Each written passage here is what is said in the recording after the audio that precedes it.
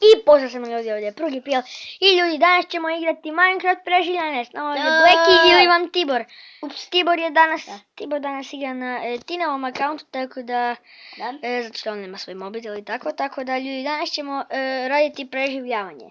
Ljudi, molim vas da lajkajte, pišite mi komentare i please subscribe-ajte se kako bi me podržali u ovome što radim.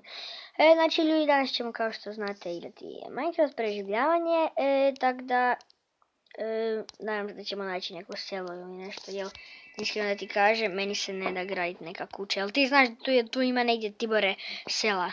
Pa ponekad sam ja u Minecraftovom Exploru ponašao glad. Dobro, idemo vidjeti, jel ima tu nešto možda. Tako da, idemo. Čekaj me.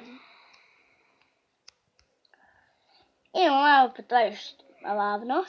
Daj, čekaj me. Shape of you.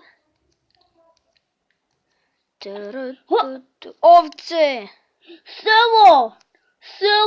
O, našli smo selo, yes! Moja je ona kuća ima.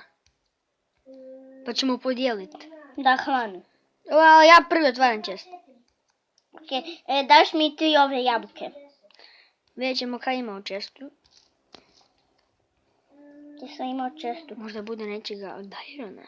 Ja sam ovo. Samo od jabuke, kruhovi. A daš mi 3 jabuke. Ej! Sve si mi uzeo! Došli si. Zoveš. Hvala. 2. Kaj je bilo?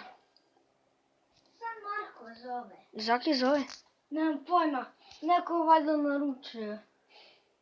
Zaki su zvali. Nemam pojma, valjda krivi broj.